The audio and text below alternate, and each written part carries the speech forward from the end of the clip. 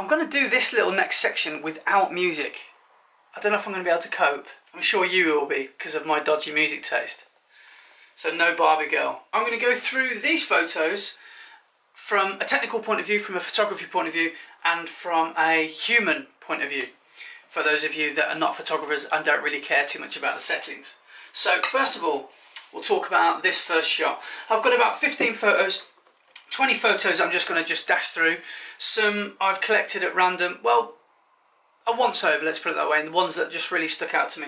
So this one is an obvious picture. It's a picture of the, you know, the rear aspect of the Wood Norton. It's a lovely, an amazing building, and it would have been sacrilege not to shoot that. So every wedding you do, you should always give the bride and groom a reminder of the amazing setting that they chose and probably spent a lot of money on to hire out.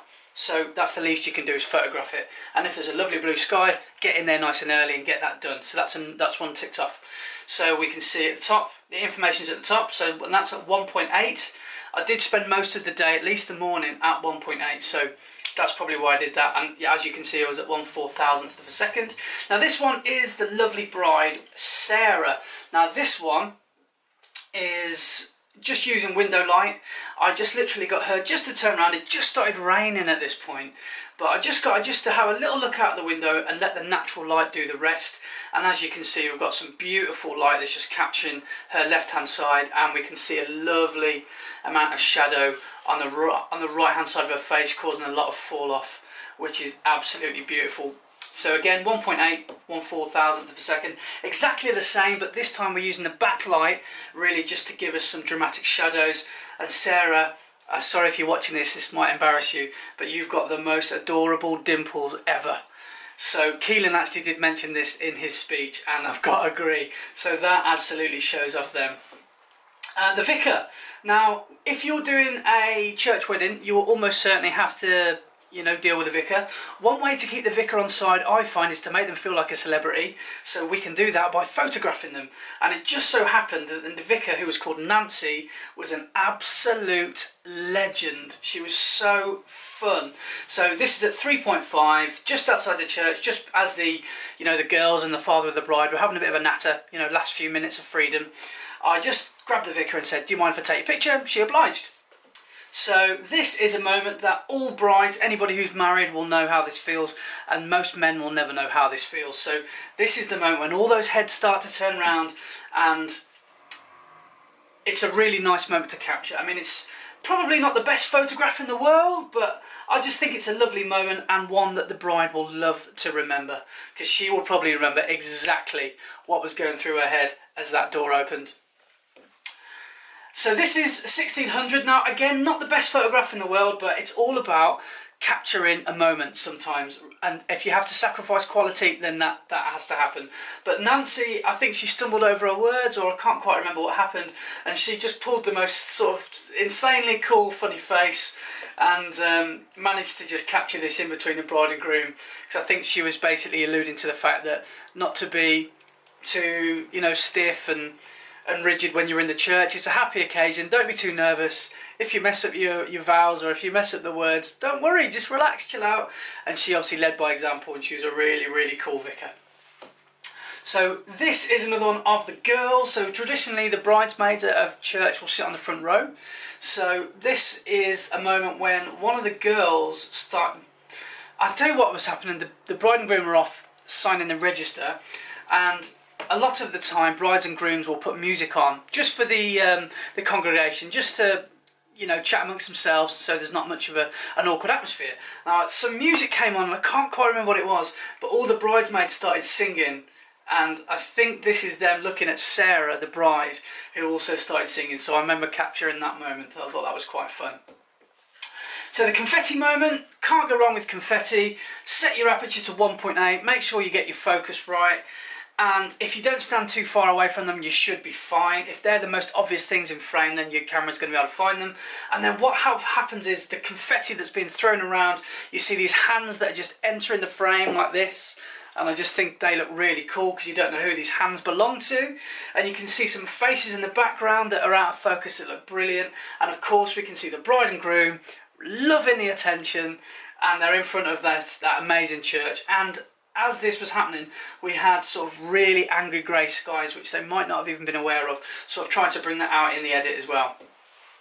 This is one of the best photographs I've ever taken. Now, any photographer will know how difficult it is to shoot, you know, wedding dresses correctly exposed, because these dresses are so white, it really messes with the camera's sort of brain.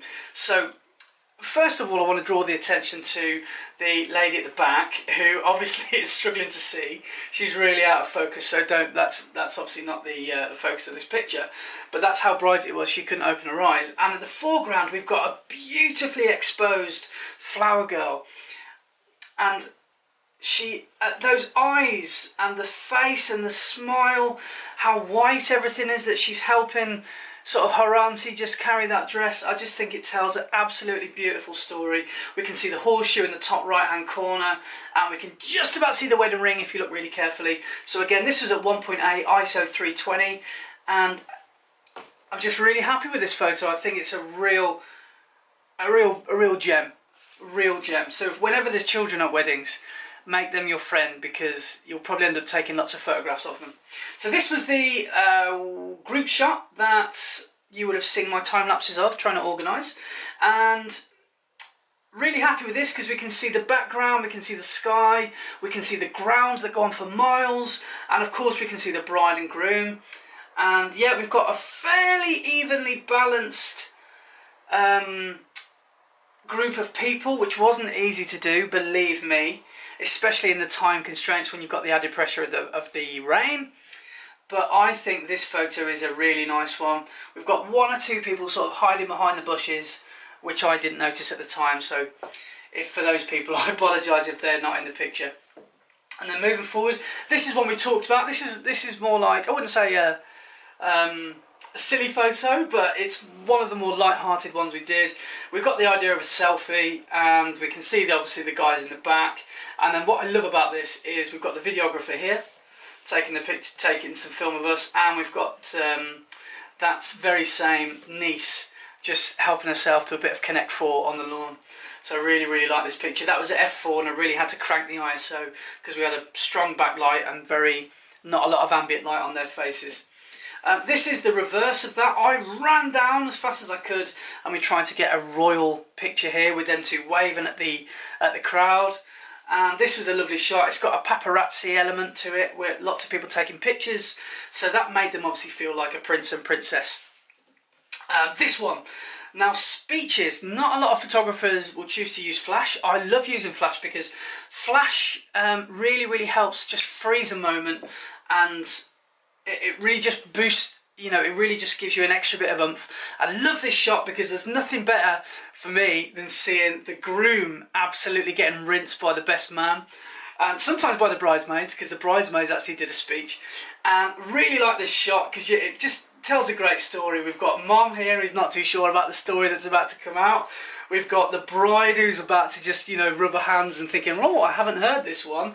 We've got the father-in-law to be who's over there, who's enjoying himself, and then we've got the good old groom who's just absolutely wanting the ground to swallow him up. So that's a really great picture. And this one is one just before the rains came. So I used a graduated filter in Lightroom just to darken that sky, make it look a little bit more atmospheric. As well, I think I've edited that in a little bit as well, and I think I've just dropped the saturation and brought up the shadows. But a lovely picture, very kind of, you know, a little bit hipsterish. They're literally just facing forward, nice and relaxed. I think that looks pretty cool. This one was a candid that I absolutely love. Using my new sphere, you know, the rubber dome that I brought, I had to use this because we were under a huge tree here. In fact, if I go back to the group shot, I'll show you we can't see it. So the group tree was, this tree was up to the corner. If you watch the original time lapse, you might be able to see it. And we were just under that, and I used the sphere, and I got lovely sort of fill flash, and captured this lovely moment as Keelan was helping Sarah on this swing. And I just think it's got a really classic kind of 1940s film, kind of Gone with the Wind kind of feel to it. I just think it's a gentlemanly and lady just a really romantic portrait. So I really like this. It's really understated, so I really love portraits like this. This is another one of the bridesmaids laughing at the bride and groom. So we just get the bride and groom in the middle, and then we get the bridesmaids. Hopefully there's an equal number. If there isn't, doesn't matter. And we can split them up, and all we ask is them to just poke fun and just tease the bride and groom. They can call them all the insults they want because you can't hear any noise on a photograph. So we've got a selection of funny faces on this one. So we've got some... that's a really nice portrait, I think. So now we're on to the first dance. I love this because sometimes in photography, especially in low light, you're going to miss the focus. And sometimes when you do that, it's not the end of the world. So that is why I've heard people say, why do you shoot? Sorry, I'm talking like, my heart's beating like 10 to the dozen because I'm just sort of smashing through a coffee at the moment. And sometimes when you miss the focus, you catch...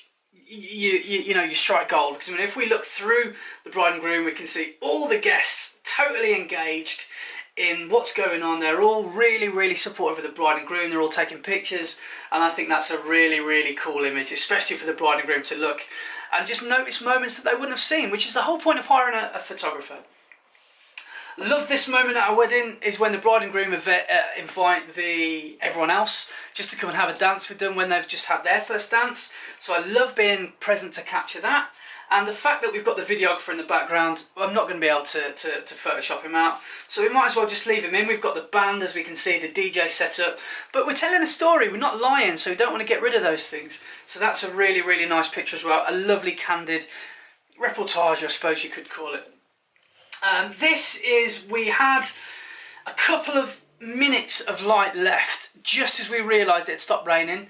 It was, if I just press I on the keyboard, it was 21:29, so 9:30 at night. We were just losing the light, and we managed to capture this. I was at 1.8, what was I at?